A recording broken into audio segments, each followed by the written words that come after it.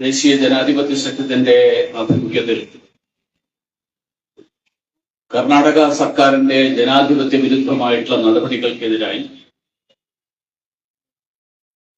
അവിടെ മണ്ണിലടിയിൽ അകപ്പെട്ടിരിക്കുന്ന അർജുൻ എന്ന ചെറുപ്പക്കാരനെ രക്ഷപ്പെടുത്താൻ വേണ്ടിയിട്ടുള്ള ശ്രമങ്ങൾ ഊർജിതമാക്കാത്ത നിലപാടിനെതിരായി നടക്കുന്ന ഈ ധർണാ സമരത്തിന് നേതൃത്വം നൽകുന്ന ദേശീയ ജനാധിപത്യ സഖ്യത്തിന്റെ ചെയർമാനും BJP സംസ്ഥാന അധ്യക്ഷനുമായിട്ടുള്ള ശ്രീ കെ സുരേന്ദ്രൻ അവർ,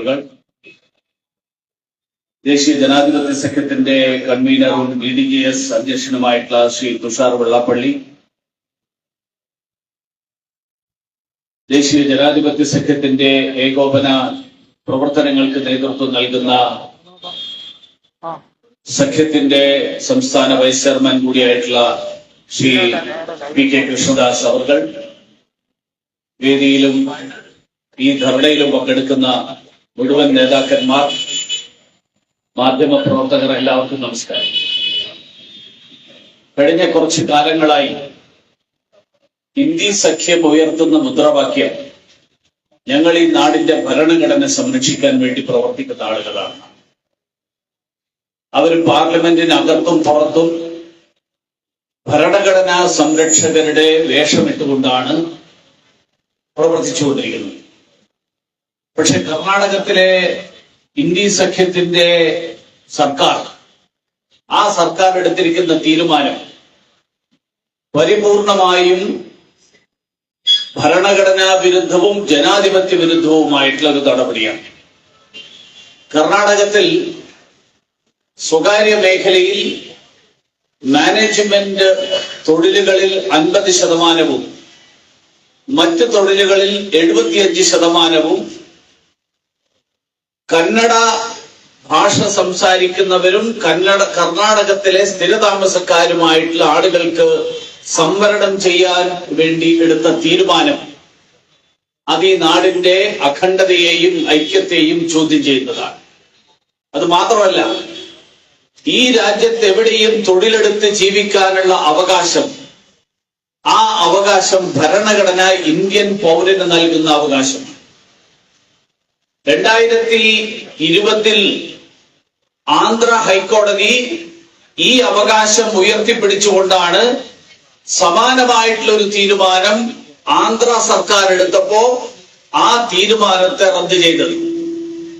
2023 ഇതേപോലെ ഹരിയാന, പഞ്ചാബ് ഹൈക്കോടതി അവിടുത്തെ സർക്കാർ സമാനമായിട്ടുള്ള ഒരു തീരുമാനമെടുത്തപ്പോൾ ഭരണഘടനയുടെ വ്യവസ്ഥകൾക്ക് വിരുദ്ധമായിട്ടുള്ള ഒരു തീരുമാനമാണ് എന്ന് ചൂണ്ടിക്കാണിച്ചുകൊണ്ടാണ് ഹരിയാന, പഞ്ചാബ് ഹൈക്കോടതിയും ഈ തീരുമാനം റദ്ദ് ചെയ്തത്. എന്ന് പറഞ്ഞാൽ കർണാടകത്തിലെ സർക്കാരിന് ഇതൊന്നും അറിയാത്തവരല്ല. കാരണം കർണാടക സർക്കാരിനെ ഉപദേശിക്കുന്ന ആളുകൾ കോൺഗ്രസിന്റെ വലിയ നേതാക്കന്മാരാണ്, മലയാളികളായിട്ടുള്ള നേതാക്കന്മാർ. ഇപ്പോഴും കർണാടകത്തിലെ മന്ത്രിമാരാരൊക്കെ ആയിരിക്കണം, MLA-മാരായിരിക്കണം, ഇതെല്ലാം തീരുമാനമെടുക്കുന്നത് കേരളത്തിൽ നിന്നുള്ള കോൺഗ്രസിന്റെ വലിയ നേതാക്കന്മാരാണ്.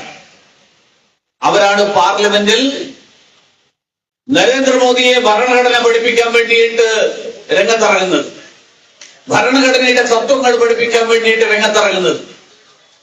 അപ്പൊ ഒരു വശത്ത് നിങ്ങൾ നാട്ടിൽ സർവ്വ ആൾക്കാരോട് പറയുന്നത് ഞങ്ങൾ ഭരണഘടന സംരക്ഷിക്കാൻ വേണ്ടിയാണ്, ഇതാ ദേശീയ ജനാധിപത്യ സഖ്യം ഭരണഘടന തകർക്കാൻ വരുന്നു.